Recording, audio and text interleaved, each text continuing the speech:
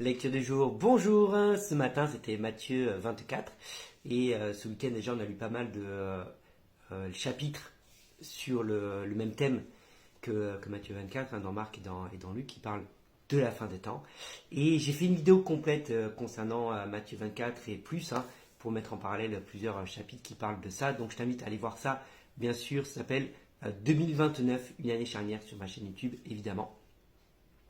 En attendant, Jésus annonce des événements concernant la destruction du temple et les temps de la fin. Donc il y a une chronologie qui est là et on sent bien aujourd'hui qu'on est dans cette fin des temps. Alors je sais bien que ça fait des années qu'on dit que Jésus revient et que beaucoup pensent, ils disent oui mais il y a toujours eu des bruits de guerre, oui mais il y a toujours eu... Oui, c'est vrai qu'il y a toujours eu ça, mais il y a tout un tas de choses qui permettent de dire qu'aujourd'hui on est plus proche que jamais et Jésus ne va pas revenir le siècle prochain. Jésus revient vraiment très très très bientôt, je t'assure. Je t'assure, pour moi, je le dis, il reste maximum 8 ans, 8-10 ans avant que Jésus ne revienne.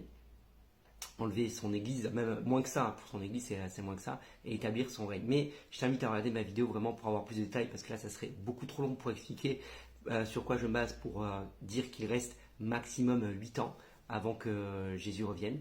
Et voilà, tout est dit dans la vidéo. Maintenant, ce que je retiens, moi, cette vidéo, quoi qu'il arrive, c'est que même si, comme je le dis, je suis persuadé qu'il nous reste maximum 8 ans, on ne sait pas exactement quand l'Église va être enlevée, quand Jésus va enlever son Église dans ces 8 ans qui nous restent. Et donc, il faut être prêt. Et c'est ce que Jésus dit. On ne connaît ni le jour ni l'heure. Il faut se tenir prêt, parce que ça peut arriver à n'importe quel moment, mais même au-delà du fait qu'il faut se tenir prêt pour l'enlèvement, ta vie, malheureusement, ne t'appartient pas. Notre vie ne nous appartient pas. Et notre vie ne peut être enlevée à n'importe quel moment.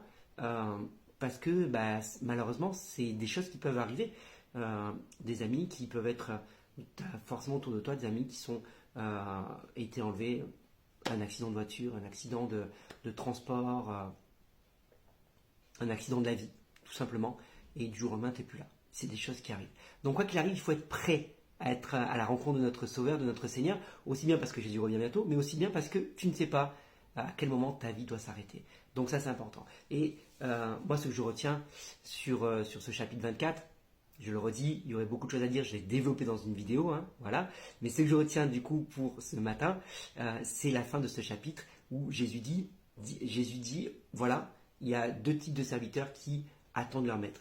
Il y a le bon serviteur et le mauvais serviteur. Bon, je ne vais pas faire une réplique des inconnus, mais il y a le bon serviteur qui fait ce que le maître attend de lui et qui sait que le maître doit revenir et qui s'active dans les tâches que le maître lui avait confiées. Et puis il y a le mauvais serviteur qui dit « Oh, ça va, mon maître tarde et ça va, je peux profiter de la vie, il commence à boire, il commence à battre les uns, à battre les autres. » Et il dit « Mais celui-là, quand le maître va revenir, est-ce que le maître sera content ?» Non seulement il ne sera pas content, évidemment, parce qu'il ne sera pas en train de faire les tâches qu'il lui avait confiées, mais non seulement il ne sera pas content, mais il va le rejeter. Donc, quel type de serviteur es-tu dans l'attente de ton maître, Parce que quand on entend il nous reste 8 ans, on pourra avoir deux réactions en mode « Ouh, c'est bon, profitons vite de la vie avant que Jésus revienne, parce qu'après, voilà. » Non, ça, c'est pas bonne attitude, c'est au contraire. Vite, activons-nous à faire ce que Dieu nous a demandé, à faire ce que Dieu nous a confié. Qu'est-ce qu'il t'a confié? Tu n'as peut-être pas encore mis en place. Et ça fait écho, bien sûr, à la parabole des talents, que j'ai déjà développé dans une autre vidéo un petit peu. Mais qu'est-ce que Dieu t'a confié que tu n'as peut-être pas mis encore en place? Ou peut-être tu dis oui, j'ai commencé à le faire, mais j'ai peut-être un peu traîné. Jésus revient bientôt. Active-toi.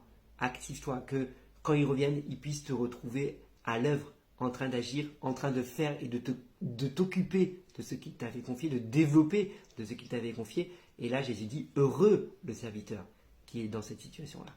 Donc voilà, moi c'est ce que je retiens de cette vidéo. Soyons prêts, soyons actifs et occupons-nous vraiment de manière sérieuse des affaires que le Seigneur nous a confiées. Il revient bientôt. Dis-moi toi ce que tu as retenu de cette vidéo et je te souhaite une bonne journée.